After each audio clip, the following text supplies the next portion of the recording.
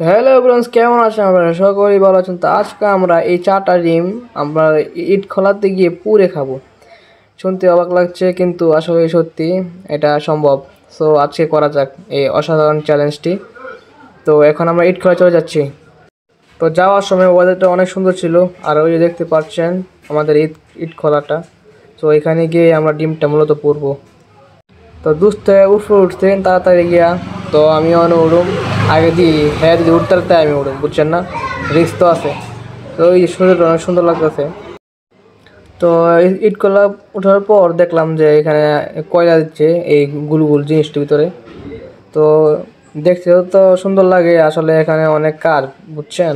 So আমরা এই গুলের পাশে একটা গর্ত করে নিব, এবং এই গর্তের ভিতরে আমরা আমাদের যে ডিমগুলো আছে সেগুলো দিয়ে দিব। তো এইগুলো একটা এখানে কিন্তু অনেক গরম, সো এই হিটে এই ডিমগুলো সিদ্ধ হয়ে যাবে। তো দেখা যাক আসলে কতটা গরম হয় আর কি হয়। তো ডিমগুলো আমরা একেবারে দিয়ে দিচ্ছি।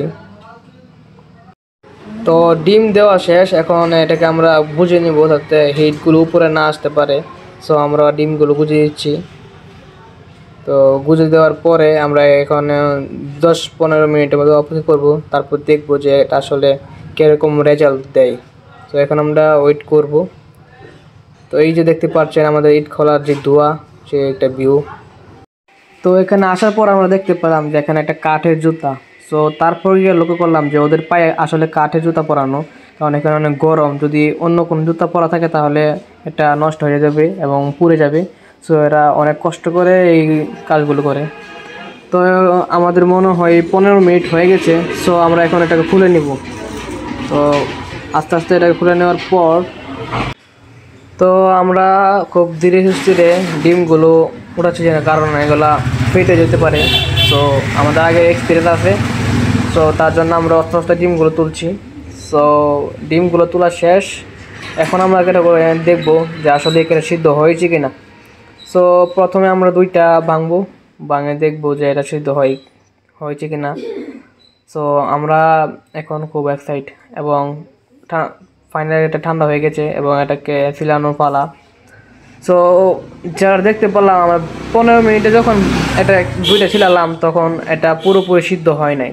সো পরের 2টা আমরা কি করছি যে এই আরও 10 মিনিট রাখছি, প্রায় আধা ঘন্টা রাখলে মনে করেন যে ফুল সিদ্ধ হয়, এবং 2 বন্ধু মিলে একটা ডিম খেয়ে তারপর চলে আসলাম আমাদের বাড়িতে। সো আজকের ভিডিও এই পর্যন্তই। টেক কেয়ার, আসসালামু আলাইকুম। সো আপনারা যদি এই এক্সপেরিমেন্ট বা আপনার বাড়ির পাশে যদি ইট করা থাকে তাহলে অবশ্যই এই এক্সপেরিমেন্টটা করে দেখবেন, এবং ডিমটা অনেক স্বাদ হয় এভাবে খেলে। তো কথা থেকে যদি কোনো ভুল ভ্রান্তি হয়ে থাকে তাহলে অবশ্যই ক্ষমার দৃষ্টিতে দেখবেন। তো টেক কেয়ার, আসসালামু আলাইকুম।